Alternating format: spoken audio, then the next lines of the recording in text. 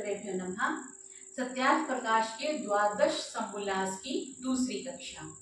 कल हमने देखा था कि महर्षि ने चार्वाक मत जो है उसके बारे में बताया था और फिर कुछ उनके पॉइंट्स लेके उन्होंने डिस्कस किए थे और उनमें कुछ एक पॉइंट्स जो थे वो सही थे। तो स्वामी जी ने ये कहा था कि हाँ ये तो एक्सेप्टेबल है, क्योंकि जैनियों से और बौद्ध धर्मों से बहुत कुछ अच्छा भी चार्वाक मत में है और जो नहीं था उसका महर्षि ने खंडन किया था। तो कल हमने ये देख लिया था, मेरे पास जो पुस्तक है उसमें 278 पृष्ठ पे हमने समाप्त किया था।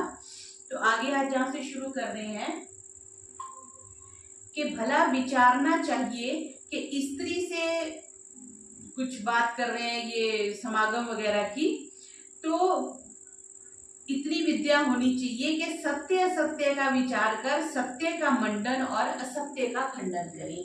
ये बुद्धि हर एक व्यक्ति में होनी चाहिए। सबसे जो दुर्लभ व्यक्ति है ना, मेरे नाना जी ये कहते थे कि वो चीज बुद्धि है। पैसा तो हर कोई कमा लेता है, बिल्डिंगे हर कोई कमा लेगा, मान सम्मान भी आजकल तो पैसों से कमा लेते हैं, या जैसे वोट है, वोट खरीद लिए तो भी पद प्रतिष्ठा भी मिल जाती है, लेकिन बुद्धि नहीं मिलती। किसी को कहो कि ये लो जी 100 रुपया मेरे से ले लो, मुझे बुद्धि दे दो, कोई नहीं देता। बुद्धि जो है वो स्वयं ही उसकी कैपेसिटी बनानी पड़ती है। दूसरा बंदा आपको पढ़ा सकता है, लेकिन जैसे छोटे थे तो अध्यापक बोलते थे अब हम तेरे को घोल के थोड़ी ना पिलाएंगे।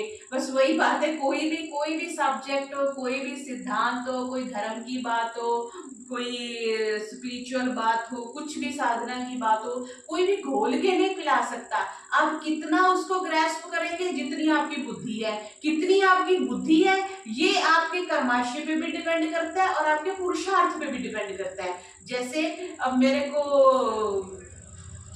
पहले उर्दू भाषा नहीं आती थी, अब मेरे को उर्दू सीखनी थी, तो मैंने उसके लिए प्रयास किया। ऐसे लोग ढूंढे जो उर्दू बोलते थे, जो उर्दू पढ़ते थे, तो प्रयास किया तो मुझे उर्दू भाषा आ गई। लेकिन मेरा जन्म तो हिंदू में, आर्य जाति में पैदा हुआ, वहाँ उर्दू भाषा इतनी चलती नहीं थी, संस्कृत चलती थी, हिंदी चलती थी।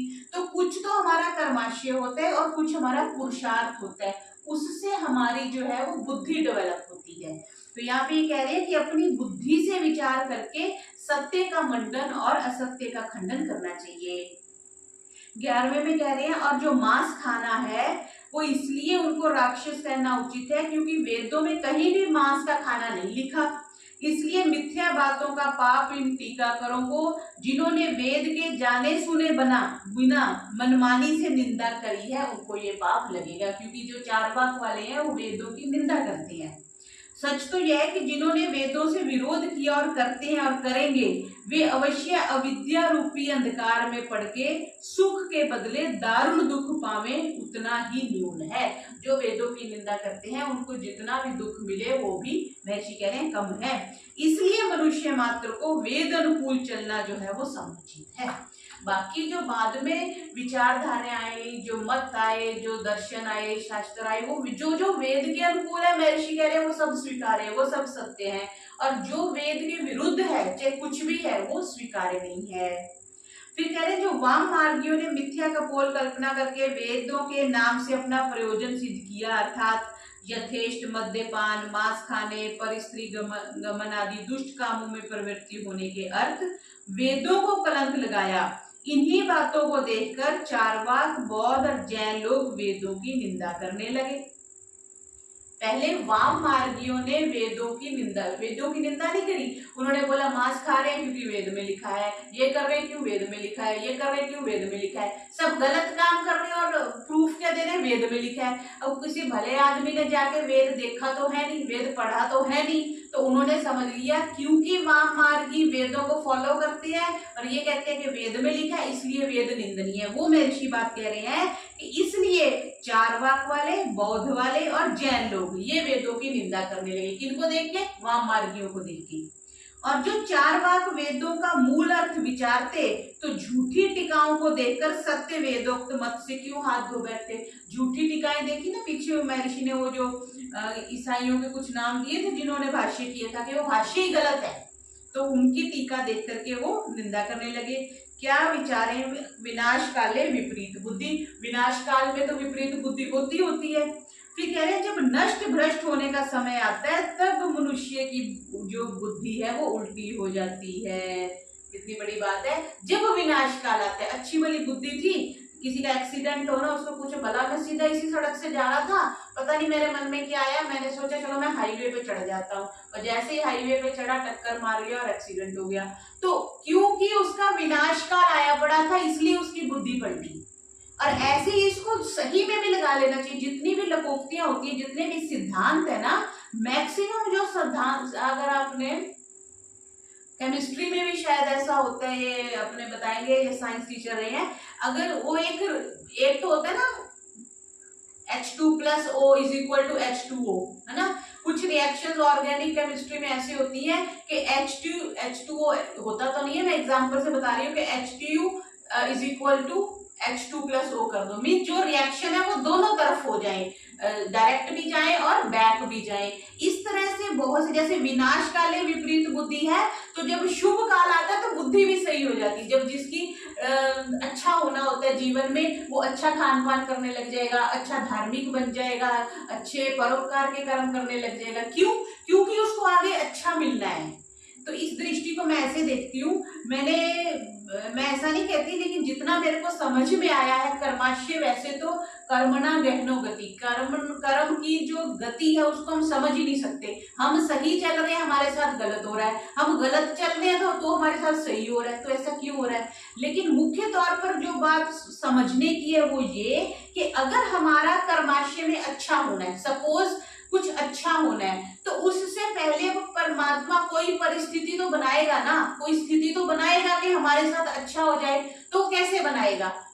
आके वो जैसे वो कोई जादू की छड़ी तो हमारे ऊपर घुमाएगा नहीं, क्या होगा, हमारी बुद्धि में फेरबदल कर देगा।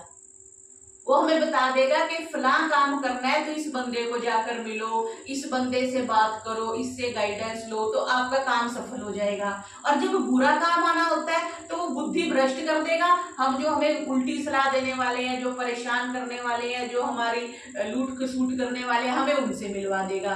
तो एक्चुअल में परमात्मा का उद्देश्य, जैसे कहते हैं ना वो गाना, दुनिया बनाने वाले तू काहे को दुनिया बनाई, तो काहे को दुनिया बनाई, उसका उत्तर ये है कि हमारा कर्माशय भुगवाने के लिए। परमात्मा ये चाहता है कि हम अपने कर्मों का भोग करके हम मुक्ति में चले जाएं, ये उसका उद्देश्य है। उसने कोई अपने आप को राजा दिखाने के लिए, अपने को वर्चस्व दिखाने के लिए दुनिया नहीं बनाई है। तो कर्माशय जो भोगना होता है उससे पहले वैसी बुद्धि बन जाती है, बस ये बात है। तो विनाश काले विपरीत बुद्धि, कल विनाश होना तो आज बुद्धि विपरीत हो जाएगी। बाजार जाएगा, जहर खरीद के ले आएगा, कल सुबह सुबह घोल के पी जाएगा। और जिसका सही समय आना होता है, कितनी कठिन परिस्थिति है, उसको परमात्मा वहां से निकाल के बोलेगा कि यहाँ पे परिस्थितियां खराब है, तुम निकल दूसरे शहर में जा, दूसरे गांव में जा, अपना काम कर। तो वही बात कह रहे हैं। अब जो चार वादिकों के में भेद है सो लिखते हैं। चारवाक आदि बहुत सी बातों में तो एक है, परंतु चारवाक देह की उत्पत्ति के साथ जीव उत्पत्ति व आत्मा की उत्पत्ति मानते हैं, और उसके नाश के साथ ही जीव का नाश भी मानते हैं। पुनर्जन्म और परलोक को नहीं मानते। अब पुनर्जन्म नहीं मानेंगे, परलोक नहीं मानेंगे, तो हमारा कोई सिद्धांत सिद्ध ही नहीं हो सकता। सहारा जिसको कहते हैं ना, नींव ही आप हटा दोगे तो बिल्डिंग तो गिरेगी गिरेगी। एक प्रत्यक्ष प्रमाण के बिना अनुमान आदि प्रमाणों को भी नहीं मानता। चारवाक शब्द का अर्थ बोलने में प्रगल्भ और वैशेषिक वैतंडिक होता है, और बौद्ध जैन प्रत्यक्ष आदि चारों प्रमाणों, अनादि जीव, पुनर्जन्म, परलोक और मुक्ति को भी मानते हैं। देखो जो बात सही उन्होंने लिखी वो लिखी है। चारवाक वाले तो इस सब का खंडन कर रहे हैं, ठीक है जी। तो चारवाक से महर्षि सो कह रहे हैं कि जो बौद्ध और जैन है वो कुछ बेटर है। क्यों? क्योंकि वो एक तो प्रमाणों को मानते हैं सबको, अनादि जीव को मानते हैं, आत्मा को मानते हैं, पुनर्जन्म को मानते हैं, और परलोक को मानते हैं, और मुक्ति को भी मानते हैं, बौद्ध और जैन। इतना ही चारवाक से बौद्ध और जैनियों का भेद है। परंतु नास्तिकता, वेद, ईश्वर की निंदा, परमत द्वेष, छह यत्ना और जगत का कर्ता कोई नहीं इत्यादि बातों में सब एक ही हैं। पहले तो भेद बता दिया, अब एक किस किस में है कि वो सारे वेदों की, एक तो वेदों को नहीं मानते, नास्तिक हैं, ईश्वर की निंदा करते हैं, और परमत द्वेष, दूसरे के साथ द्वेष करते हैं। छह यत्ना, ये विचारने विषय कि ये क्या है छह यत्ना, और जगत का कर्ता कोई नहीं इत्यादि बातों में सब एक है। क्योंकि अब ये देखो यहीं से स्पष्ट हो रहा है कि जो बौद्ध और जैन है वो परमात्मा को इसका मतलब नहीं मानते। यह चारवाक का मत संक्षेप से दर्शा दिया। अब बौद्ध मत के विषय में संक्षेप से लिखते हैं। कार्य कारण अभावाद्वा स्वभावद्वा नियमाकार, ये पंक्ति लिख रहे हैं। अविनाभाव नियमो दर्शांतर दर्शनात्। कार्य कारण भाव अर्थात कार्य के दर्शन से कारण का और कारण के दर्शन से कार्य आदि का साक्षात्कार प्रत्यक्ष से शेष में अनुमान होता है। कारण से कार्य का, धागे को देख करके हम सोच लेते हैं कि सफेद रंग की ऊन लेके आए हैं माता जी तो सफेद स्वेटर बनेगा, और कार्य से कारण सफेद स्वेटर को देख के हमें पता चलता है कि जो ऊन थी वो सफेद होगी। इस तरह से कार्य से कारण और कारण से कार्य का पता चलता है। इसके बिना प्राणियों में संपूर्ण व्यवहार पूर्ण नहीं हो सकते इत्यादि लक्षणों से अनुमान को अधिक मानकर चारवाक से भिन्न शाखा जो है वो बौद्धों की थी। चारवाक से भिन्न जो बौद्ध हो गए वो प्रमाणों को चारवाक नहीं मानते लेकिन बौद्ध मानते हैं। फिर कह रहे एक माध्यमिक, दूसरा योगाचार, तीसरा सौत्रांतिक, चौथा वैभाषिक, बुद्धया निर्वर्तते स बौद्ध। अच्छा, जो बुद्धि से सिद्ध हो और जो बात अपनी बुद्धि में आवे उसको माने, और जो बुद्धि में ना आवे उसको ना माने, उसको बौद्ध कहा। कितनी बढ़िया परिभाषा दी। बुद्धया निर्वर्तते स बौद्ध, जो बुद्धि से सिद्ध हो गया, जो उसकी बुद्धि में आ गया बस वो सही, जो नहीं आया वो नहीं। इनसे पहला माध्यमिक सर्वशून्य मानता है। जो माध्यमिक, इनमें कोई क्लासिफिकेशन होगी, वो कह रहा है कि जितने पदार्थ हैं वे सब शून्य अर्थात आदि में नहीं होते, पहले नहीं होते, स्टार्टिंग में, अंत में नहीं रहते। मध्य में जो प्रतीत होता है वह भी प्रतीत समय के पश्चात शून्य हो जाता है। जैसे अभी हम कक्षा कर रहे हैं, हम बातचीत कर रहे हैं, देख रहे हैं, और जैसे ही कक्षा खत्म होगी ना लैपटॉप रहेगा, ना टैबलेट रहेगी, ना फोन रहेगा, ना कैमरा रहेगा, ना पुस्तक रहेगी, ना पेंसिल रहेगी। तो कह रहे स्टार्टिंग में भी कुछ नहीं है, कक्षा से पहले भी ये सारा कोई मटेरियल नहीं था, कक्षा हो गई, कक्षा के बाद भी नहीं रहेगा। वही बात कह रहे हैं ना, मध्य में सिर्फ प्रतीत हो रहा है, हो नहीं रहा है, सिर्फ प्रतीत हो रहा है। फिर कह रहे जैसे उत्पत्ति के पूर्व घट नहीं था, प्रध्वंस के पश्चात नहीं रहेगा। घट ज्ञान जो है वो समय में भासता है, पदार्थ अंतर में ज्ञान घट जाने से घट ज्ञान नहीं रहता, इसलिए शून्य ही एक तत्व है। जैसे हम सो गए तो दुनिया खत्म, सोने से पहले भी दुनिया थी, उठने के बाद भी दुनिया है, लेकिन जब हम सो रहे हैं तब दुनिया खत्म। ये उस सिद्धांत को लेके उसने ये बात रखी है। दूसरा कह रहे हैं योगाचार, जो बाह्य शून्य मानता है, अर्थात पदार्थ भीतर ज्ञान में भासते हैं, बाहर नहीं। मतलब जैसे हमें सामने फोन दिख रहा है तो फोन हमें अंदर महसूस हो रहा है, बाहर कुछ नहीं है, ऐसे बोल रहे हैं। जैसे घट ज्ञान आत्मा में है तभी मनुष्य कहता है कि ये घट है, जो भीतर ज्ञान ना हो तो नहीं कह सकता। जैसे उस हमारे अंदर पता है कि ये घड़ी है, ये पुस्तक है, ये पेन है, ये टैबलेट है, तब हम कह रहे हैं। अगर अंदर ज्ञान नहीं हो तो हम नहीं कह सकते। तीसरा सौत्रांतिक, जो बाहर अर्थ का अनुमान मानता है, क्योंकि बाहर कोई पदार्थ सांगोपांग प्रत्यक्ष नहीं होता, किंतु एक देश प्रत्यक्ष होने से शेष में अनुमान किया जाता है। जैसे किचन में हमने अग्नि देख ली, फिर हम बाहर निकलेंगे, बाहर अब सर्दियां आएंगी, लोग अग्नि जला के बैठे हैं, तो हमें थोड़ा प्रकाश देख के रात्रि में हम समझ जाएंगे यहाँ अग्नि जल रही है। चौथा वैभाषिक, उसका मत बाहर पदार्थ प्रत्यक्ष होता है, भीतर नहीं। ये कह रहे हैं कि बाहर पदार्थ है, अंदर नहीं होता। जैसे अयम नीलो घटा, इस प्रतीति में नील युक्त घटाकृति जो है वो बाहर प्रतीत होती है, यह ऐसा मानता है। यद्यपि इनका आचार्य बुद्ध एक है, तथापि शिष्यों के बुद्धि भेद से 4 प्रकार की शाखा होगी। अब ये जो कहते हैं ना कि आर्यों में इतनी जातियां हैं, हिंदुओं में इतनी जातियां, ये देखो बौद्ध की 4 जातियां तो भी महर्षि ने दिखा दी।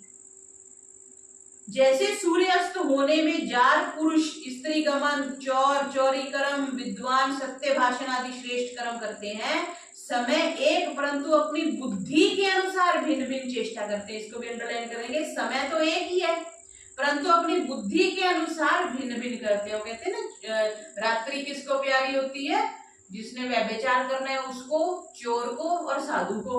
साधु को होता है कि शांति हो गई, अब कोई ट्रैफिक की नॉइज नहीं है, कुछ नहीं है, मैं बैठ के भजन करूंगा। चोर कहते हैं अंधेरा हो गया, बढ़िया बढ़िया मैं चोरी करूंगा। और जिसने पर स्त्री गमन करना है वो भी कहते हैं हाँ बड़ा अंधेरा है, अच्छे से करूंगा। तो इस तरह से समय एक, परंतु अपनी अपनी बुद्धि के अनुसार भिन्न भिन्न चेष्टा करते हैं। इसलिए हम गायत्री मंत्र की उपासना करते हैं कि हमारी बुद्धि सही हो, क्योंकि बुद्धि सही होगी तो सही कर्म करेंगे। अब इन पूर्वोक्त चारों में माध्यमिक सबको क्षणिक मानता है, बस चीज है और खत्म, क्षणिक समझते ना, अर्थात क्षण क्षण में बुद्धि के परिणाम होने से जो पूर्व क्षण में ज्ञात वस्तु था वैसा ही दूसरे क्षण में नहीं रहता, इसलिए सबको क्षणिक मानना चाहिए। ये एक तरह से बात सही भी है कुछ हद तक। कैसे? बच्चा 5 साल का है, ठीक है जी, 1 साल के बाद हम कहते हैं बच्चा 6 साल का हो गया। अब एक दिन में तो 6 साल का नहीं हुआ ना, पहले 5 साल 1 दिन का हुआ, फिर 5 साल 2 दिन का हुआ, फिर 3 दिन का हुआ, फिर 5 साल 365 दिन का हुआ, तब हमने जाके कहा बच्चा 1 वर्ष का हो गया। तो निरंतर परिवर्तन तो हो रहा है ना। ऐसे ही हम बाजार से कोई चीज लेके आए, कहते नहीं है, अच्छा नई कितनी है, जब बाजार से लाए थे तब नहीं है ना, अब तो 10 दिन पुरानी होगी, 20 दिन पुरानी होगी, 1 साल पुरानी होगी। तो जो पुरातत्व है वो कॉन्टिन्यूअस प्रोसेस है, ब्रेक नहीं है। आज मैं 50 साल का हूँ, कल मैं 51 का हो जाएगा, ऐसे नहीं है। तो कॉन्टिन्यूअस है, 50.1, 50.2, 50.365 जिस दिन हो जाएगा उस दिन हम कहेंगे ये 51 वर्ष का हो गया। तो वही बात, वो माध्यमिक जो है वो क्षणिक मानता है कि चेंज हो रही है हर एक वस्तु। दूसरा, योगाचार जो प्रवृत्ति है सो सब दुख रूप है, क्योंकि प्राप्ति में संतुष्ट कोई भी नहीं रहता। एक की प्राप्ति में दूसरे की इच्छा बनी रहती है, ये तो है ही। रोटी आ गई तो अब सब्जी भी चाहिए, कोई भिखारी आते हैं ना तो उसको रोटी दे दो तो उसको सब्जी चाहिए, सब्जी दे दी तो फिर मीठा भी चाहिए, मीठा दिए तो फिर पैसे भी दे दो, पैसे दे दो तो फिर कपड़े भी दे दो। तो इस तरह से एक की प्राप्ति में दूसरी इच्छा पैदा हो जाती है। तीसरा, सौत्रांतिक सब पदार्थ अपने अपने लक्षणों से लक्षित होते हैं, जैसा गाय के चिन्हों से गाय, घोड़े के चिन्हों से घोड़ा ज्ञात होता है, वैसे लक्षण लक्ष्य में सदा रहते हैं। लक्षण हम समझते हैं, सिम्टम्स, साइंस एंड सिम्टम्स, वो जैसा प्रोडक्ट है वैसे उसमें हमेशा रहेंगे। चौथा, वैभाषिक शून्य ही को एक पदार्थ मानता है, शून्य, जीरो ही सब कुछ है।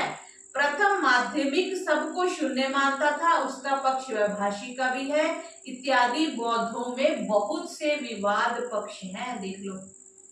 इस प्रकार 4 प्रकार की भावना मानते हैं, 4 प्रकार की भावनाएं बौद्ध मानते हैं, मीन्स उनके 4 संप्रदाय आगे अलग अलग हो गए।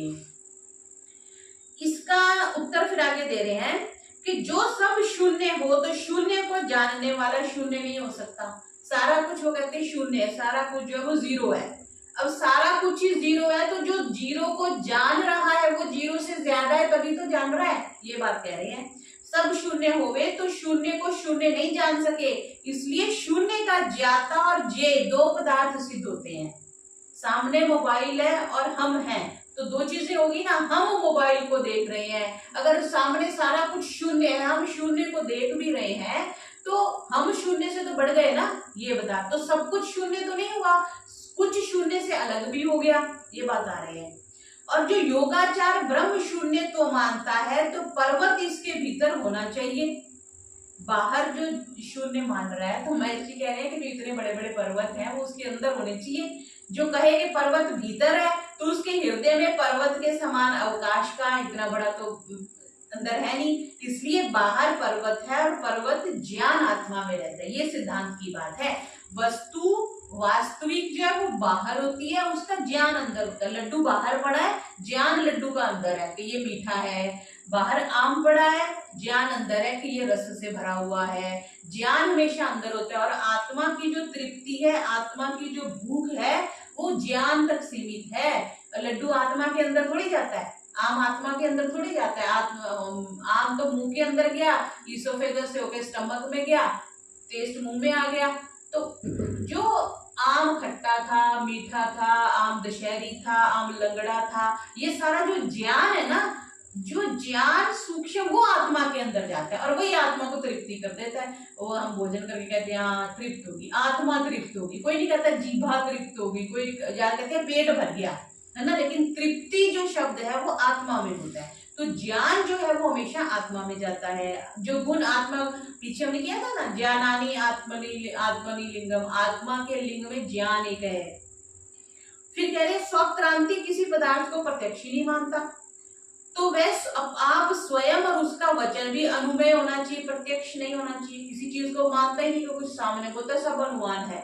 जो प्रत्यक्ष ना हो तो अयम घटः ये प्रयोग भी ना होना चाहिए, किंतु अयम घट एक देशः, यह घट का एक देश है। एक देश का नाम घट नहीं, किंतु समुदाय का नाम घट है। यह घट है, यह प्रत्यक्ष है, अनुमेय नहीं, क्योंकि सब अवयवों में अवयवी एक है। वो ये कहता है, ये जो सौत्रांतिक है, कि प्रत्यक्ष कुछ नहीं होता, सारा अनुमान है। हम गैस करते हैं कि ये ऐसा होगा, वहां आग जल रही होगी, वहां पेड़ होंगे, वहां व्यक्ति होंगे, वहां भीड़ होगी। उसको कह रहे हैं कि कुछ ना कुछ तो सामने है, प्रत्यक्ष है, घट दिख रहा है, या ये घड़े का निचला हिस्सा है, घड़े का ऊपरला हिस्सा है, जो अगर हम बोलते हैं तो वो कुछ तो प्रत्यक्ष है, ऐसा बता रहे हैं। उसके प्रत्यक्ष होने से सब घट के अवयव भी प्रत्यक्ष होते हैं, अर्थात सा अवयव जो घट है वो प्रत्यक्ष होता है। ऐसे तो नहीं कि घड़ा ऊपर ऊपर से उसका जो मुंह है वो दिख रहा है, नीचे का नहीं दिख रहा है, या नीचे बेस दिख रहा है, ऊपर का नहीं दिख रहा है, ऐसे नहीं होता। चौथा, वैभाषिक बाह्य पदार्थों को प्रत्यक्ष मानता है, वह भी ठीक नहीं, क्योंकि जहां ज्ञाता और ज्ञान होता है वही प्रत्यक्ष होता है। ज्ञाता जानने वाला, ज्ञान बुद्धि, और सामने प्रोडक्ट होना चाहिए। तीनों चीजें होती है तभी ज्ञान होता है, अर्थात आत्मा में सबका प्रत्यक्ष होता है, आत्मा से बाहर कुछ प्रत्यक्ष नहीं होता। यद्यपि प्रत्यक्ष का विषय बाहर होता है, तदाकार ज्ञान जो है वो आत्मा को होता है। जैसे अभी बात रखी थी, वैसे जो क्षणिक पदार्थ और उसका क्षणिक ज्ञान हो तो प्रत्यभिज्ञा, अर्थात मैंने वह बात की थी ऐसा स्मरण ना होना चाहिए, परंतु पूर्व दृष्ट और पूर्व श्रुत का स्मरण होता है, इसलिए क्षणिकवाद ठीक नहीं। इसको कैसे महर्षि सिद्ध कर रहे हैं? क्षणिकवाद ऐसा कहते हैं कि बस अभी चीज है और फिर खत्म हो गई, अभी मैं हूं, अगले क्षण में खत्म हो गई। खत्म हो गई तो हमें याद रहता है ना कि मैं कल भी मैंने शाम को 7 बजे कक्षा लगाई थी, आज भी मैं लगा रहा हूं, तो अंदर कोई ना कोई चीज तो कॉन्टिन्यूस है ना, तभी तो वो अनुभव कर रही है कि हाँ आज भी कक्षा लगा रहा हूँ, कल भी लगाऊंगा, अभी सत्यार्थ प्रकाश पढ़ रहा हूँ, कल को रामायण पढ़ूंगा, परसों महाभारत पढ़ूंगा, तो ये कुछ ना कुछ तो अंदर कांस्टेंट है। वही महर्षि कह रहे हैं कि जो प्रत्यक्ष हो रहा है, प्रत्यभिज्ञा वही होती है। एक व्यक्ति को हम आज मिले और फिर हम 10 साल बाद मिलते हैं तो हमें आ जाता है हाँ ये वही व्यक्ति है, मुझे उस रेलवे स्टेशन मिला था, मैंने उसके साथ बैठ के चाय पी थी। तो अंदर कोई चीज कांस्टेंट है जो मेमोरी को बना के रखी हुई है। वो कह रहे हैं पूर्व दृष्ट जो पहले देखा हुआ और पूर्व श्रुत जो पहले सुना हुआ उसका स्मरण होता है ना, स्मृति रहती है, इसलिए क्षणिकवाद ठीक नहीं है। अगर एक क्षण में ही आप कह रहे हो सारी दुनिया बदल गई, तो हम अपने माँ बाप, भाई बहन, बच्चों को कैसे पहचान लेते हैं बाहर से आके, या मित्रों को कैसे पहचान लेते हैं 10 सालों के बाद? सब कुछ क्षणिकवाद नहीं है। जो सब दुख ही दुख हो, सुख कुछ भी ना हो, तो सुख की अपेक्षा के बिना दुख सिद्ध नहीं हो सकता। ये अंडरलाइन करो, ये बहुत से लोग बोलते हैं मेरा जीवन में तो दुख ही दुख है। उनके लिए देखो कितनी अच्छी बात लिखी है कि अगर आप कहते हो कि मेरे जीवन में तो दुख ही दुख है, उसको ये पूछो कि दुख कह रहा है तो इसमें दुख किसकी अपेक्षा से दुख है? अगर सुख ना हो तो तुम कह ही नहीं सकते कि दुखी हूं। रोटी मिल रही है, कपड़ा मिल रहा है, घर मिला हुआ है, हाँ थोड़ा शांति नहीं है, ये कह सकते हैं, लेकिन दुख ही दुख है, मींस ऑल इज दुख, इट इज नॉट पॉसिबल। क्यों? Opposite values are complementary to each other. सुख हो है तभी आप दुख को पहचान पा रहे हो, मीठा खाया तभी आप कह रहे हो कि नमकीन है या कड़वा है। अगर मीठा ना हो तो सारा कुछ अगर कड़वा ही हो तो हमें पता ही ना चले कि कुछ मीठा भी एग्जिस्ट करता है, खट्टा भी एग्जिस्ट करता है, लावण्य भी एग्जिस्ट करता है। तो कह रहे जो सब दुख ही हो, सुख कुछ भी ना हो, तो सुख की अपेक्षा के बिना दुख सिद्ध नहीं हो सकता। जैसे रात्रि की अपेक्षा से दिन, दिन की अपेक्षा से रात्रि होती है, इसलिए सब दुख मानना जो है वो ठीक नहीं। जो स्वलक्षण ही माने तो नेत्र रूप का लक्षण है और रूप लक्ष्य है, जैसे घट का रूप। जो नेत्र है वो पहचानते हैं, नेत्र रूप का लक्षण है। नेत्र ही तो रूप को पहचानता है, अग्नि तत्व है ना, अग्नि से फिर हर पदार्थ में अग्नि है, एनर्जी है, इसलिए हम उसको पहचानते हैं। रूप लक्ष्य है जैसे घट का। घट के रूप का लक्षण चक्षु से भिन्न होता है, गंध पृथ्वी का है, जल जो है वो रस जीभा का गुण है। ये गुण बता रहे हैं कि सब कुछ शून्य नहीं है, ये हमारा प्रत्यक्ष है, हम देखते हैं, हम चखते हैं, हम सुनते हैं, तो ये सब कुछ हमारा प्रत्यक्ष है। फिर कह रहे हैं सर्वस्य संसारस्य दुखात्मकत्वं सर्व तीर्थकरम समतमम, जिनको बौद्ध तीर्थकर कहते हैं, सर्व तीर्थकर समतमम, उन्हीं को जैन भी मानते हैं।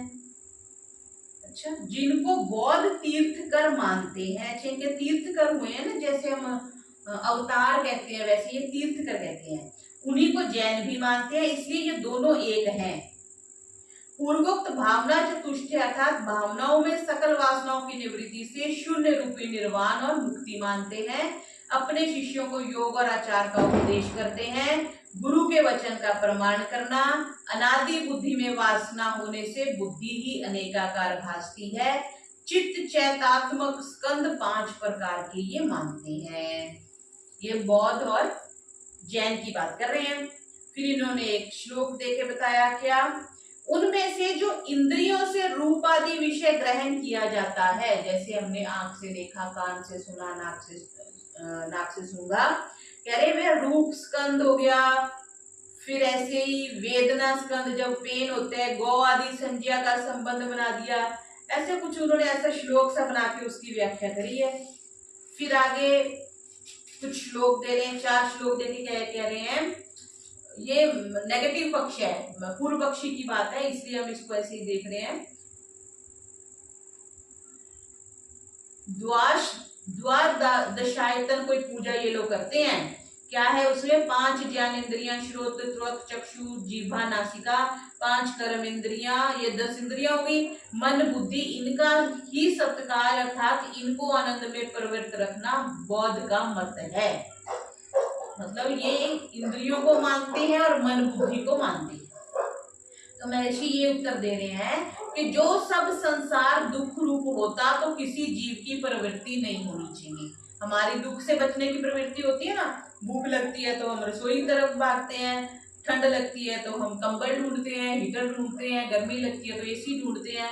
तो महर्षि कह रहे हैं अगर सारे संसार में दुख ही होता तो किसी की भी प्रवृत्ति नहीं होनी चाहिए थी। संसार में जीवों की प्रवृत्ति प्रत्यक्ष दिखती है, हमें प्रत्यक्ष है ये, इसलिए सब संसार जो है वो दुख रूप नहीं है, इसमें सुख दुख दोनों हैं। बौद्ध लोग ऐसा ही सिद्धांत मानते हैं, तो खान पान आदि करना, पथ्य औषधि आदि सेवन करके शरीर रक्षण में करने में प्रवृत्त होकर सुख क्यों मानते हैं। जो कहें कि हम प्रवृत्त तो होते हैं परंतु हम सबको दुख मानते हैं, तो यह कथन संभव नहीं, क्योंकि जीव सुख जानकर प्रवृत्त और दुख जानकर निवृत्त होता है। कितनी बढ़िया लाइन है, जीव जिस चीज को सुख समझता है उसमें तो प्रवृत्त होता है। इस व्यक्ति से मिलके अच्छा लगता है, इसके घर जाके अच्छा लगता है, तो हम उसमें बार बार जाते हैं, और जिसके जाने से हमें दुख होता है उससे पीछे हट जाते हैं, उसको देख के हम रास्ता ही बदल लेते हैं, ना इससे बात नहीं करनी। संसार में धर्म, क्रिया, विद्या, सत्संग, श्रेष्ठ व्यवहार तो सुख कारक है, इनको कोई भी विद्वान दुख का लिंग नहीं मान सकता। बिना बौद्धों के जो 5 स्कंध है वे भी पूर्ण है, क्योंकि जो ऐसे स्कंध विचारने लगे तो एक के अनेक भेद हो सकते हैं। जिन तीर्थकरों का उपदेश लोकनाथ मानते हैं और अनादि जो नाथों का भी नाथ परमात्मा है उसको नहीं मानते, तो उन तीर्थकरों ने उपदेश किससे पाया। आदि गुरु तो परमात्मा है ना जी, सारा ज्ञान तो परमात्मा ने दिया। ये जो बौद्ध वाले हैं ना, ये परमात्मा को नहीं मानते, बाकी सबको मानते हैं। अब जो आप नीम को ही हटा दिया, जड़ी आपने काट दी, तो पेड़ तो सूखेगा ही सूखेगा। वो बात वो कह रहे हैं कि जब तुमने आपके तीर्थकर तो बना दिए, उन्होंने उपदेश भी दे दिए, लेकिन तीर्थकरों ने उपदेश किससे पाया, ये बात महर्षि कह रहे हैं। जो कहे कि स्वयं प्राप्त हुआ तो ऐसा कथन संभव नहीं, क्योंकि कारण के बिना कार्य होता नहीं है। अथवा उनके कथानुसार अगर ऐसा हो तो बिना पढ़े पढ़ाए, सुने सुनाए, ज्ञानियों के सत्संग किए बिना ज्ञानी क्यों नहीं हो जाते। जब नहीं होते तो ऐसा कथन सर्वथा निर्मूल, युक्ति शून्य, सन्निपात रोगग्रस्त मनुष्य के बड़बड़ाने के समान है। तो क्योंकि वो परमात्मा को नहीं मानते, इसलिए इस चीज का महर्षि निगेट कर रहे हैं। फिर कह रहे हैं जो शून्य रूप ही अद्वैत उपदेश बौद्धों का है, तो विद्यमान वस्तु शून्य रूप कभी नहीं हो सकती। हमें दिखता है, घर दिखता है, गाड़ी दिखती है, मोबाइल दिखती है, सब कुछ प्रत्यक्ष है। सूक्ष्म कारण रूप तो हो जाती, इसलिए यह कथन ब्रह्म रूपी है। जो द्रव्यों के उपार्जन से ही द्वादशायतन पूजा मोक्ष का साधक मानते हैं, तो 10 प्राण 11वें जीवात्मा की पूजा क्यों नहीं करते? जब इंद्रिय और अंतःकरण की पूजा भी मोक्षप्रद है, तो बौद्धों और विषय जनों में क्या भेद रहा?